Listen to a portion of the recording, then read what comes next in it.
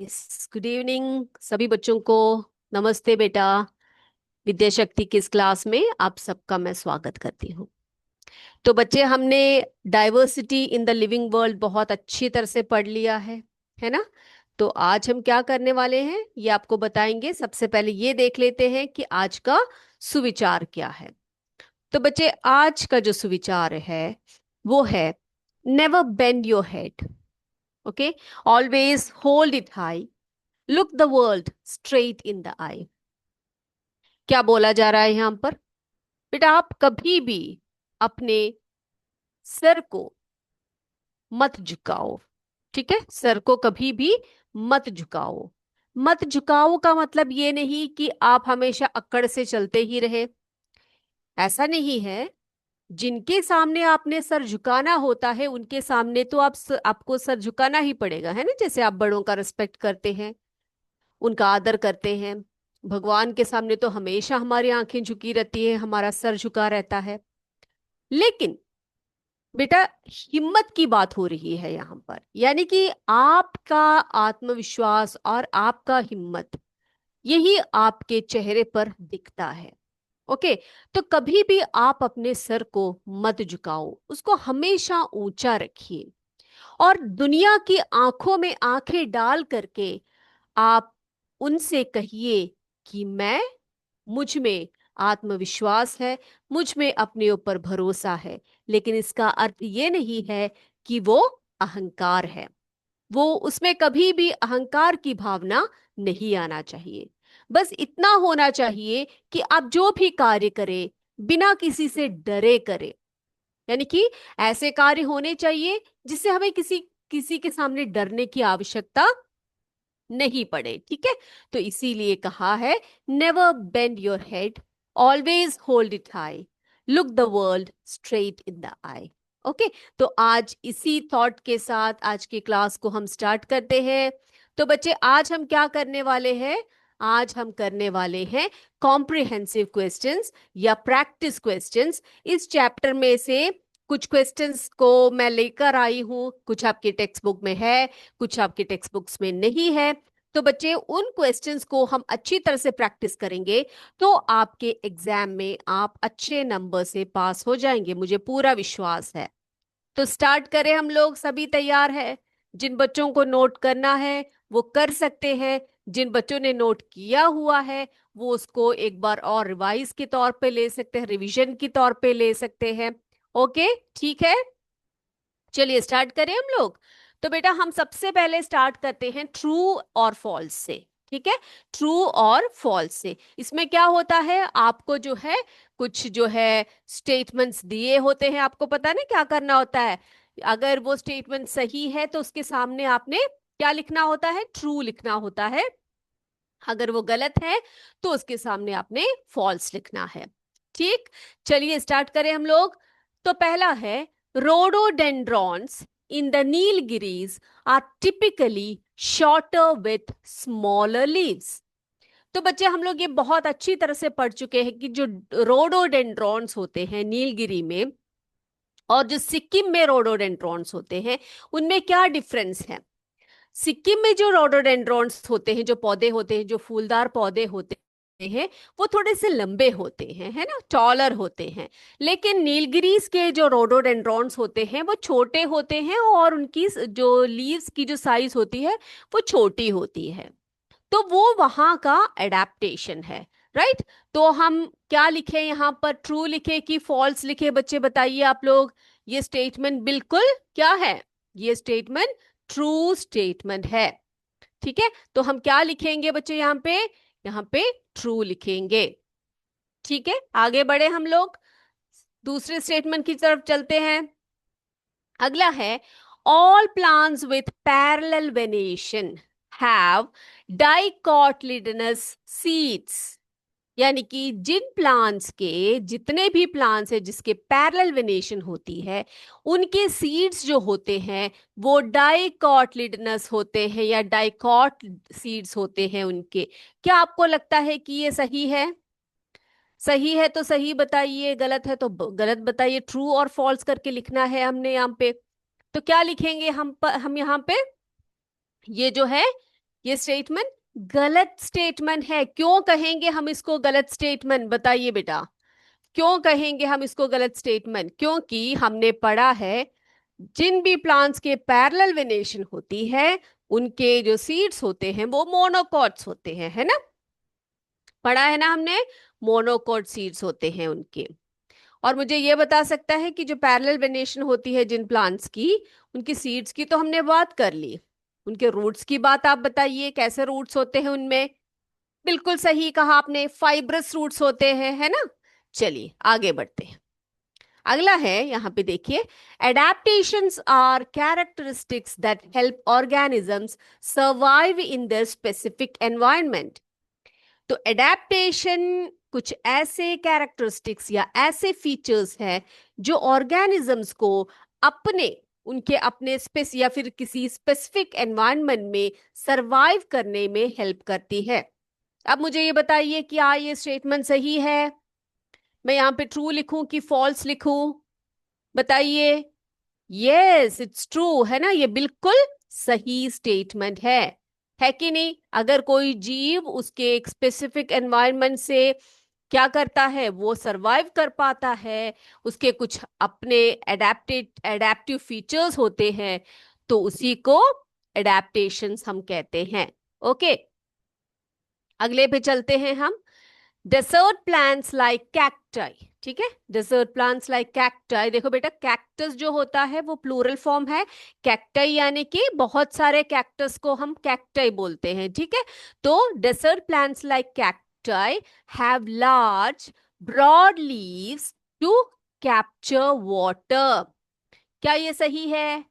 आपको याद है हमने पढ़ा था डेजर्ट प्लांट्स कैसे होते हैं, उनके क्या चीज ब्रॉड होते हैं, उनके लीव्स कैसे होते हैं? बताइए आप मुझे। जी हाँ, हमने जो पढ़ा है वो पढ़ा है कि जो कैक्टाई होते हैं उनके लीव्स कैसे होते हैं बेटा, बहुत ही रिड्यूस्ड लीव्स होती है उनकी, है ना? द फॉर्म ऑफ स्पाइन्स होती है, यानी कि स्पाइन्स के रूप में, कांटों के रूप में उनकी लीव्स होती है, ताकि वो वाटर को प्रिजर्व कर सके, वाटर को क्या कर सके, स्टोर कर सके, किसमें? उनके लार्ज एंड ब्रॉड स्टेम में, जो ग्रीन इन कलर में होते हैं, ठीक है? तो लीव्स जो है क्या होते हैं, लीव्स उनके छोटे होते हैं, स्पाइन रूप में होते हैं, तो इसको हम लिखेंगे फॉल्स। क्या लिखेंगे यहां पर हम? इट्स अ फॉल्स स्टेटमेंट, ठीक है? इसको याद रखिए, फॉल्स स्टेटमेंट है। कभी भी कैक्टस के लीव्स जो है लार्ज और ब्रॉड नहीं होते हैं। Next one, mountain goats are adapted to live in the ocean. ये क्या बात कर रहे हो मैम, आप सोचोगे, है ना? है कि नहीं? तो बेटा ये एक स्टेटमेंट है, आपने ये बताना है कि ये स्टेटमेंट सही है या गलत है।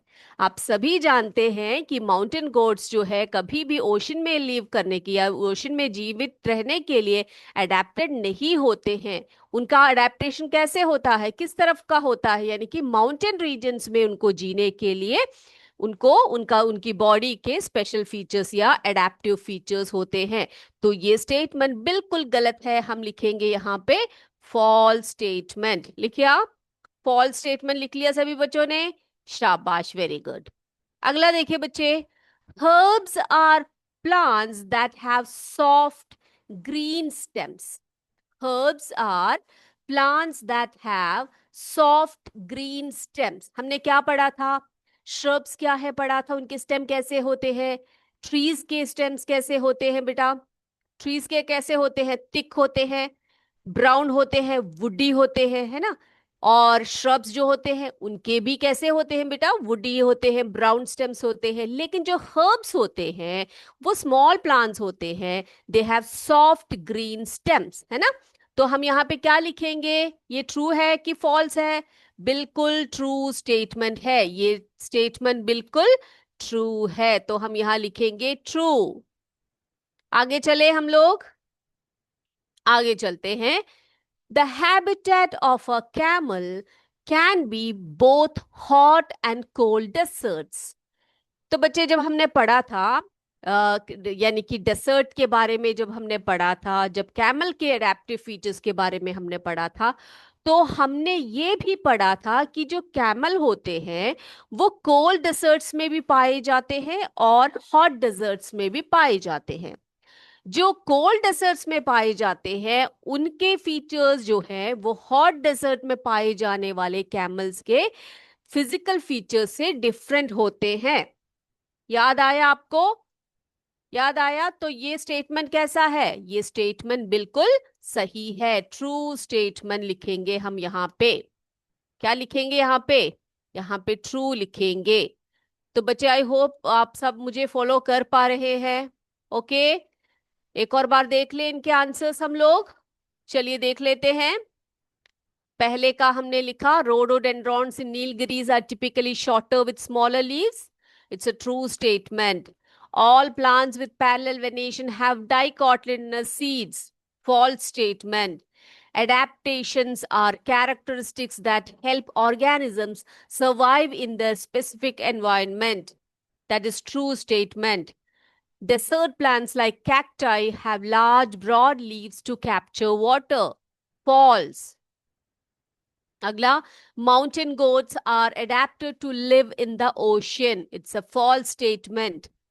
6.1, herbs are plants that have soft green stems. It's true. The habitat of a camel can be both hot and cold deserts, है ना? True. तो ये both hot deserts में भी जी सकते हैं, cold deserts में भी जी सकते हैं। अगला चलते हैं हम लोग fill in the blanks। fill in the blanks यानी कि रिक्त स्थानों की पूर्ति करना है। आपने क्या करना है? रिक्त स्थानों की पूर्ति करना। पहले हम उसको जरा पढ़ लेते हैं फिर लिखते हैं। चलिए, plants with reticulate venation generally have, जिन प्लांट्स के लीव्स के वेनेशन रेटिकुलेट होते हैं बच्चे, उनके रूट्स कैसे होते हैं बताइए? टैप रूट्स होते हैं या फाइब्रस रूट्स होते हैं? जल्दी जल्दी बोलिए, क्या होते हैं, कैसे होते हैं बेटा? उनके रूट्स जो होते हैं वो टैप रूट्स होते हैं। ठीक है, उनके रूट्स कैसे होते हैं बेटा? टैप रूट सिस्टम उनका होता है। Is this clear? ये क्लियर हो गया सबको? बेटा ये बहुत अच्छी तरह से आपने पढ़ के रखना है। Reticulate venation, tap roots, parallel venation, fibrous roots, ये आपको याद रखना है। अगला है द मेथड ऑफ अरेंजिंग। देखो क्या बोला जा रहा है? The method of arranging things into groups based on their common features is called dash। तो चीजों को या मटेरियल्स को या सब्सटेंसेस को वो जो मेथड जिससे उनको ग्रुप किया जाता है उनके कॉमन फीचर्स को लेकर, उनके जो कॉमन फीचर्स होते हैं उनके बेस पर या उनके आधार पर उस मेथड को हम क्या कहते हैं बेटा? क्या कहते हैं हम उसको? बिल्कुल सही कहा आपने, उसको हम ग्रुपिंग कहते हैं। क्या कहते हैं बच्चे उसको? उसे हम ग्रुपिंग कहते हैं, है ना? क्या कहते हैं उसे? ग्रुपिंग। तो स्पेशल फीचर को, सॉरी स्पेशल मेथड को हम कहते हैं ग्रुपिंग। ठीक है, चलिए हो गया। अब अगले पर चलते हैं हम लोग। यहाँ पे ये देख लीजिए ग्रुपिंग। अगला है dash are animals that can live both in water and on land. ये तो बेटा बहुत बचपन से ही पढ़ते आ रहे हो, हमने इस चैप्टर में भी इसको अच्छी तरह से पढ़ लिया है। तो ऐसे एनिमल्स को हम क्या कहते हैं? जो वाटर में भी रहते हैं और लैंड में भी रहते हैं, क्या कहते हैं हम उनको? बताइए क्या कहते हैं? बिल्कुल सही, हम उन्हें कहते हैं एम्फीबियंस। क्या कहते हैं उनको हम? एम्फी एम्फीबियंस, है ना? ऐसे जीव जो वाटर में भी और लैंड में भी रहते हैं, रह सकते हैं। उनकी बॉडी, उनका शरीर, उनके फीचर्स जो है well adapted, they are well adapted for both in water and on land. Okay, चलिए अगला। अगला देखिए बच्चे, dash have one cotyledon while dicots have dash cotyledons. अब ये किसके बारे में बोला जा रहा है, ये तो आपको पता लग गया है किसके बारे में बोला जा रहा है। बिल्कुल सही पहचाना आपने, सीड के बारे में बोला जा रहा है ना। कौन से टाइप के सीड्स के, कौन से सीड्स की बात हो रही है यहाँ पे? जी हाँ, मोनोकॉट और डाइकॉट्स की बात हो रही है ना। ऐसे प्लांट्स जिनके सीड्स में एक कॉटलिडन होता है, उनको हम कहते हैं, क्या कहते हैं उनको हम? उनको हम कहते हैं मोनोकॉट्स। क्या कहते हैं उनको? मोनोकॉट्स, है ना। तो मोनोकॉट्स कैसे होते हैं, कैसे प्लांट्स होते हैं? कैसे प्लांट्स होते हैं बेटा? Monocots have only one cotyledon, है ना, उनका एक ही कॉटलिडन होता है उनके सीड में। वाइल डाइकॉट्स हैव, डाइकॉट्स में कितने कॉटलिडन्स होते हैं बेटा? डाइकॉट यानी टू, है ना। तो डाइकॉट्स में कितने होते हैं? हाउ मेनी कॉटलिडन्स हम बोलेंगे? क्या बोलेंगे? हाँ, टू बोलेंगे यहाँ पे, है ना, टू। ठीक है, ठीक है, आपको समझ में आ रहा है बच्चे सबको? यहाँ पे हम बोलेंगे डाइकॉट्स हैव टू कॉटलिडन्स। चलिए आगे चलते हैं। पांचवा है, पांचवा क्या है? The place where plants and animals live is called their dash. जहां पर प्लांट्स या एनिमल्स जीते हैं या रहते हैं या वास करते हैं, उस स्थल को, उस जगह को हम क्या कहते हैं? उसे हम कहते हैं उनका, क्या कहते हैं उनका? हैबिटेट, है ना, उनका हैबिटेट। ओके, क्लियर है बेटा? ये आप जब कर रहे हो ना, तो आप इसको जरा रिवाइज करते हुए आगे बढ़िए, क्योंकि ये जो है ये हमेशा पूछे जाते हैं। हैबिटेट क्या है, एडेप्टेशन क्या है, सब पूछते हैं, ठीक है। चलिए अगला है छठवा, देखिए आप। Dash is a feature of plants and animals that enables them to survive in a particular region. वो क्या चीज है, वो टर्म को हम क्या कहते हैं, जो प्लांट्स और एनिमल्स के फीचर हैं, जो उन्हें एक पर्टिकुलर रीजन में रहने के लिए सक्षम बनाते हैं या वो सरवाइव कर सकते हैं? क्या कहते हैं हम उस फीचर को? जल्दी से बोलिए, क्या बोलते हैं उसको हम? एडेप्टेशन, है ना, एडेप्टेशन। लिख लिया सबने? हो गया। तो एडेप्टेशन क्या है? एडेप्टेशन वो फीचर है जो प्लांट्स और एनिमल्स को एक पर्टिकुलर रीजन में सरवाइव करने में सहायता करती है। अगला है सातवां। Plants like hibiscus show dash venation in their leaves. तो हिबिस्कस प्लांट्स जो होते हैं, उनकी जो लीव्स होती है, उनमें किस प्रकार के वेनेशन पाए जाते हैं बेटा? बहुत बढ़िया, उनमें पाई जाती है रेटिकुलेट वेनेशन, है ना, रेटिकुलेट वेनेशन, है कि नहीं? और बताइए आप मुझे, ग्रास में किस प्रकार का वेनेशन पाया जाता है? ग्रास में, घास में किस प्रकार का वेनेशन पाया जाता है बेटा? बहुत बढ़िया, पैरेलल वेनेशन पाया जाता है ना। चलिए आगे चले हम लोग, आगे बढ़े, आगे बढ़ते हैं। तो ये हमारे 7 fill in the blanks questions हो गए हैं, ठीक है। पहला क्या देखा हमने? कि प्लांट्स विथ रेटिकुलेट, ठीक है, plants with reticulate venation have generally tap roots. दूसरा था the method of arranging things into groups based on their common features is called grouping. Next one, amphibians are animals that can live both in water and on land. Chotha, monocots have one cotyledon while dicots have two cotyledons. Panchwa, the place where plants and animals live is called their habitat. Next one, adaptation is a feature of plants and animals that enables them to survive in a particular region. सातवां था, plants like the hibiscus, ठीक है, plants like hibiscus show reticulate venation in their leaves, ठीक है। तो जो hibiscus जैसे plants होते हैं उनमें किस प्रकार का वेनेशन पाया जाता है? रेटिकुलेट वेनेशन पाया जाता है। ओके, अब बेटा हम जाते हैं थोड़े से लंबे क्वेश्चन आंसर्स की तरफ, थोड़े से बड़े क्वेश्चन आंसर्स की तरफ हम चलते हैं। बड़े, ओके। तो सबसे पहले क्वेश्चन नंबर 1 देखते हैं हम लोग। What is biodiversity? What is biodiversity? तो बायोडाइवर्सिटी को कैसे डिफाइन करेंगे हम लोग? Biodiversity is the variety of different plants, animals and organisms in a region, ठीक है। तो बायोडाइवर्सिटी क्या है, कैसे लिखोगे आप? Biodiversity is the variety of different plants, animals and organisms in a region. Okay, देख लिया सबने, लिख लिया? बेटा अगर आपको टाइम नहीं मिलता है लिखने का, अगर आप बच्चे लिखते हो मैं जो क्वेश्चंस दिखाती हूँ, तो आप मुझे जरूर बताइएगा कि आपको कितना टाइम चाहिए रहता है एक एक क्वेश्चन करने का। ओके, तो उस हिसाब से हम आपको टाइम भी दे दिया करेंगे।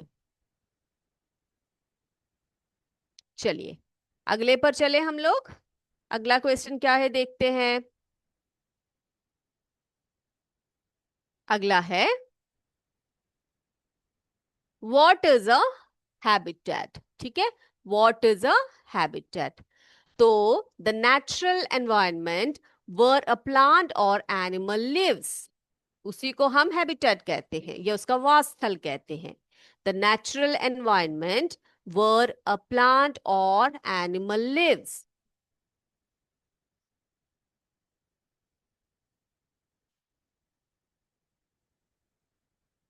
The natural environment where a plant और एनिमल लिव्स। अगला देखो, बहुत ही सिंपल सा वन वर्ड का क्वेश्चन है। Give an example of an aquatic habitat. तो हमने लिखा आंसर ओशियन, ठीक है। अगर आपसे पूछे गिव सम एग्जाम्पल्स और 2 और 3 एग्जाम्पल्स ऑफ एक्वाटिक हैबिटेट, तो आप क्या लिखोगे बेटा? आप बहुत लिख सकते हो, पॉन्ड है, लेक है, सी है, ओशियन है, ये सभी क्या है? ये सभी एग्जाम्पल्स ऑफ एक्वाटिक हैबिटेट्स है, ठीक है। आगे बढ़े हम लोग, आगे चलते हैं। अगला क्वेश्चन है, देखो इंपॉर्टेंट क्वेश्चन है ये। How do plants adapt to survive in deserts? देखो डेजर्ट प्लांट्स के अडेप्टेशन के बारे में बात हो रही है यहाँ पे, ठीक है। क्या पूछा जा रहा है? How do plants adapt to survive in deserts? तो डेजर्ट प्लांट्स के क्या अडेप्टेशंस होते हैं? Plants in deserts often have fleshy stems to store water and may have spines instead of leaves to reduce water loss. तो क्या होता है, उनके स्टेम्स जो होते हैं वो फ्लैशी होते हैं वाटर को स्टोर करने के लिए, और उनकी लीव्स की जगह पर उनकी लीव्स जो होते हैं वो मॉडिफाइड होते हैं किस किस रूप में? स्पाइंस के रूप में। क्यों होते हैं इस तरह से? वाटर लॉस को रिड्यूस करने के लिए, यानी कि ट्रांसपिरेशन होता है ना बेटा लीव्स में, उसको रिड्यूस करने के लिए होता है ये। तो ये इस क्वेश्चन का आंसर हम इस प्रकार से लिखेंगे। Plants in deserts often have fleshy stems to store water and may have spines instead of leaves to reduce water loss. आगे चलते हैं, ठीक है। आगे चले, ओके। अगला है what is the importance of grouping plants and animals? यानी कि प्लांट्स और एनिमल्स को ग्रुप करने का क्या फायदा है या क्या इंपॉर्टेंस है, उसका महत्व क्या है, पूछा गया है। तो क्या लिखेंगे हम? ऐसे क्वेश्चन हमारे सामने अगर आता है तो हम इसका आंसर क्या लिखेंगे बेटा? Grouping makes it easier to understand and study plants and animals on the basis of their similarities and differences, ठीक है। तो ग्रुपिंग से क्या होता है, हम आसानी से समझ जाते हैं, या स्टडी कर सकते हैं प्लांट्स और एनिमल्स को किसके आधार पर? किस बेसिस पर बेटा? उनकी सिमिलैरिटीज, उनकी साम्यताएं है ना, उनकी जो सिमिलैरिटीज होती है और उनके डिफरेंसेस को समझकर हम उन्हें क्या कर सकते हैं, उनको ग्रुप कर सकते हैं और उनको हम आसानी से पढ़ सकते हैं। आगे चले, पांचवें प्रश्न की तरफ चले बच्चे। ओके, बढ़ते हैं आगे। अगला क्वेश्चन है हमारा, हाउ इज कैक्टस, देखो बेटा पहला क्वेश्चन था how plants are adapted to survive in the desert, same type का क्वेश्चन। देखो क्वेश्चन का जो रंग, सॉरी, क्वेश्चन का जो ढंग है वो अलग तरीके से पूछा गया है आपसे। क्या पूछा गया है? How is cactus adapted to survive in a desert. देखो पहला जो क्वेश्चन हमने पढ़ा था बिल्कुल वैसे ही आया है, लेकिन यहाँ पे पूछा है कैक्टस कैसे अडेप्टेड होते हैं। तो दोनों क्वेश्चन जब आते हैं ना बच्चे, तो आप क्या कर सकते हो, एक जैसे समान आंसर लिख सकते हैं। यहां पर बस आप कैक्टस लगा दीजिए। Cactus is adapted to survive in a desert as it has spiny leaves to prevent water loss. ठीक है, थ्रू ट्रांसपिरेशन, उनके लीव्स जो होते हैं वो स्पाइनी होते हैं, है ना, मॉडिफाइड लीव्स होते हैं उनके, ताकि वो वाटर लॉस को क्या कर सके, प्रिवेंट कर सके। और दूसरी बात, इट स्टोर्स वाटर, क्या करते हैं, it stores water in its fleshy stems, है ना, इन इट्स फ्लैशी स्टेम्स। तो क्या बोला आपसे, ये क्या करते हैं, अपने पानी को फ्लैशी स्टेम्स में क्या करते हैं, स्टोर करके रखते हैं। Its roots go very deep into the soil for absorbing water. देखो बेटा पानी बहुत नीचे होता है मिट्टी के यानी कि भूमि के, तो इनकी रूट्स कैसे जाती है, बहुत गहराई में जाती है, वहां से पानी को क्या करती है, एब्जॉर्ब करती है। ओके, चलिए अगला देखते हैं। What is the difference between terrestrial and aquatic habitats? तो टेरेस्ट्रियल हैबिटेट्स और एक्वाटिक हैबिटेट में क्या डिफरेंस होता है, क्या फर्क होता है, ये देखेंगे हम लोग। तो टेरेस्ट्रियल हैबिटेट्स क्या होते हैं बेटा? Terrestrial habitats are those found on land, है ना, जैसे कि फॉरेस्ट हैबिटेट हो गया, डेसर्ट हैबिटेट हो गया, तो ये सब क्या है, टेरेस्ट्रियल हैबिटेट्स है। लेकिन एक्वाटिक हैबिटेट्स क्या होते हैं बेटा? वाटर बेस्ड होते हैं। दे आर फाउंड इन, कहाँ पे पाए जाते हैं, water bodies like ponds, lakes and oceans. ठीक है, ये बात क्लियर हो गई। तो ये क्वेश्चन था हमारा, what is the difference between terrestrial and aquatic habitats. ठीक है, तो ये बात भी क्लियर हो गई सबको। अब बेटा क्वेश्चन है, what are fibrous roots, what are fibrous roots. तो बच्चे इस फाइब्रस रूट्स को ही नहीं, हम क्या करते हैं, क्या करते हैं, हाँ, मोनो जो है हमारा क्या बोलते हैं, टैप रूट सिस्टम और फाइब्रस रूट सिस्टम। कभी कभी क्वेश्चन ऐसा आ जाता है, आपसे पूछा जा सकता है, what are the difference between fibrous roots and, हाँ बताइए, fibrous roots and tap roots, है ना। तो ऐसा ही क्वेश्चन आने पर आप क्या आंसर दोगे? एक मिनट जरा आपको उन दोनों के डिफरेंस को बताती हूं मैं। हम कैसे लिखेंगे ये भी आपको बताते हैं। अगर ऐसा ही क्वेश्चन आता है कि इन दोनों का डिफरेंस आपने बताना है, तो हम इस प्रकार से उसको लिखेंगे।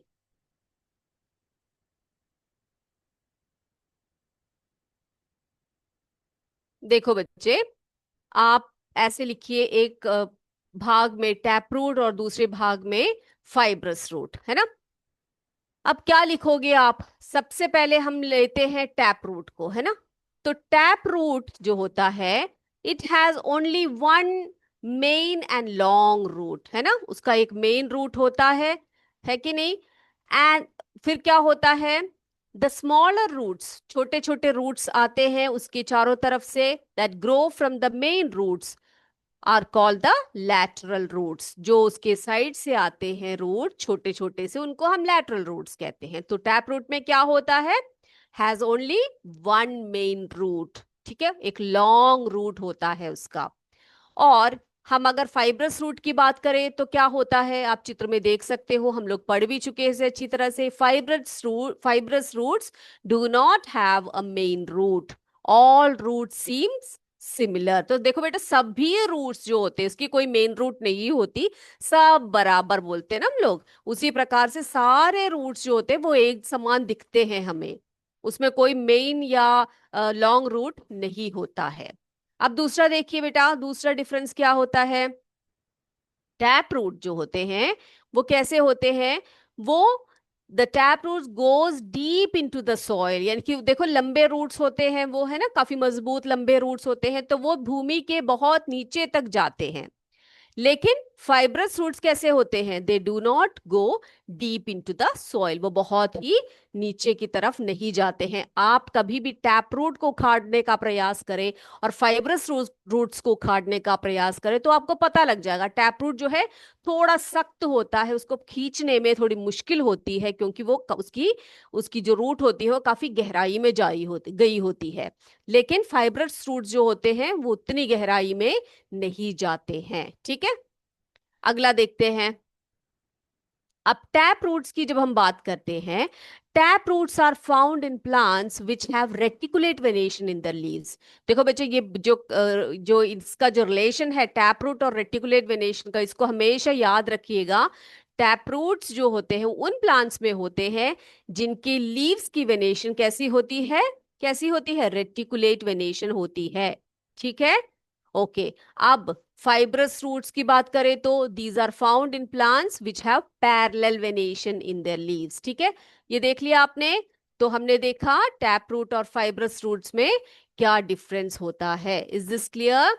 आई होप आज जो हमने क्वेश्चंस किए हैं, प्रैक्टिस क्वेश्चन किए हैं, ये सभी को क्लियर हो चुका है। अगर कोई डाउट आपको है तो आप अगली क्लास में मुझसे पूछ सकते हैं। तो आज की क्लास को हम यहीं पर समाप्त करते हैं। अगली क्लास में आपसे फिर मिलेंगे। तब तक जय विद्या शक्ति, जय हिंद, जय भारत। धन्यवाद।